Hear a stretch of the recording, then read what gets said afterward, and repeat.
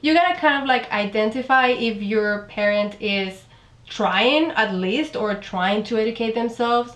Like if you see some progress, then okay, there's hope. If they're just blatantly like, no, you're horrible, you're going to hell, like, and there's no sign that they even want to or try to change that or educate themselves, then you need to get out of that toxic relationship. That's with it. your parents, though. It's hard, man. It's a thing. That's another topic of families. That'll probably be in the LGBT episode. Chosen families is a thing. So for the people that have been rejected, like, that doesn't mean you'll never have a family. You can find your family somewhere else. Absolutely. Both extremes don't have to be a thing. There are the parents that just pretend that it doesn't happen. Oh yeah. There are parents that There's many gradients. Absolutely. Of how parents deal with it. That's been I think been my experience. Any family that I come out to or that I tell, it's just like, I'm looking this way, looking the other way. Kind of like pretend it's not a thing. Exactly. Let's just not talk about out it. of sight, out of mind. Yeah. You're in a straight relationship now, so whatever, you'll get over it. So you gotta like decide what you're willing to navigate, what, like, if that's how you want to like live your life, that's fine. If you need your parents to like be totally accepting, then you might have to have some talks with them, and you know, but don't think for a moment that just because maybe they can't get there, that they don't love you. They don't love you if they're continuously abusing you and saying terrible things about you over and over again. But if they're kind of just like, okay, I'm just it's like they're struggling. It's different. Yeah, try to sort of understand. Yeah. Yeah, empathize. Next question. The next question is, why is my child gay? Should I take him or her to therapy? Yes, you should take him to therapy. You should also go to therapy with them. Yeah. You should both sit in therapy and talk about what it means and all of that beautiful stuff, but not conversion. Ooh, therapy. That's different. Two different, very different things. Conversion therapy, it's a big no-no. It's a horrible thing. It's abuse. It's abuse. It's torture, literally. Yep. It's emotional, physical, sometimes abuse. And it's very much alive still. Like, we've been trying to fight to like shut it down, but it's still going on in some states and some places. I would love to learn more about, we'll do that for the LGBT episode. I'd love to learn more about conversion camps. Conversion camps. I keep saying that wrong. Conversion camps. Yeah. I wanna look into that for the LGBT it's a dark episode. thing. Have you seen Boy Erased? No, I have not. You gotta. That's about a conversion. Okay. So that's a good movie for that. But therapy, normal therapy, yes, you should go to therapy. Everybody, independent of being bisexual or not, should just go to therapy. It's beneficial. Next question. Will my child be ostracized, having trouble finding or keeping a job, or even being physically attacked? Well, we gotta be honest. Yep. Maybe. It depends on their surroundings, where they are. It depends on how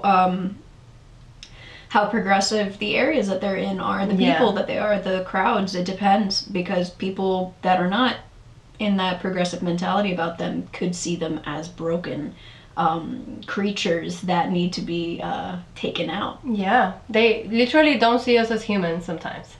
And there's a group of people also that think we're mentally insane. Oh. Like that sexuality, and it's very much still like because this was brought in through psychology. Right. In psychology, way back when things were getting developed, they saw LGBT and sexuality and different as a mental as a disease, as a psychosis, so you're sick, or this isn't really you, you need to get better. That mentality goes within that. But I mean, okay, so there are laws that protect people in the workspace. Like, there's supposed to be like anti-discrimination laws based on race, sex, or sexual orientation, all of these things. And that might be important for you to know as a parent wanting to protect your child. You need to know what your area feels about LGBT, because you know what? Those are the arrows that are going to be shot into your kid.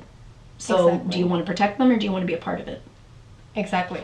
So you just have to sort of get educated on what's going on around you, and if it's necessary, just move somewhere where it's more accepting. I mean, like literally in LA, you walk out the streets and everybody's gay. Like, okay, not everybody, but like, it's you feel free. Like, you feel free to express yourself fully, because, and I'm not saying that nothing ever happens in LA bad, but it's kind of like the safer, most accepting places. It's usually, it's any area. You try to, being Latin and gay and then driving up maybe 12 hours north, we're both in trouble. Yeah, we're both in danger. In Florida, guys, we're in Florida. Yeah. So in Miami, we're fine, but ish. But yeah, but the rest of Florida is kind of. Ooh. Yeah. So carefully and safely navigate that. And if you guys are in those really terrible places, I just want to reach out through the fucking microphone and hug you. It's okay. You can get through it. You'll get out of there soon. Everything will be fine. It gets better. And it just doesn't, it sounds like such like, okay, cool, I've heard it a million times, but it's truly the only thing that'll keep you going, because the only way that you'll survive is if you make up your mind that you're going to survive, because it'll kill you otherwise. Yeah. So, there you go. Cool. What's the best way to support my child if my religion teaches that homosexuality is wrong? Religion. This one's a little hard because I think we both came from quite religious families. Yeah. So, listen, we are very much aware that there are, like, Christians or other religions that are accepting. But then there are people within the same religion that are not accepting. Yeah. So you gotta reevaluate. If you're in the community, in the religion that is not accepting, you're in the wrong one. You can find the same like religious community, but the accepting version. Someone else. How do I say this? I don't know if I'm saying it right. Me neither.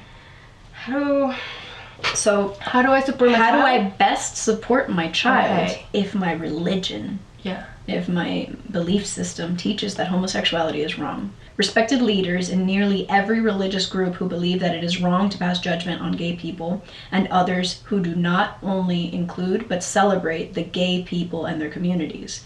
Religion should be about love and acceptance and respect. If it's not about that, then you're in the wrong religion. Period.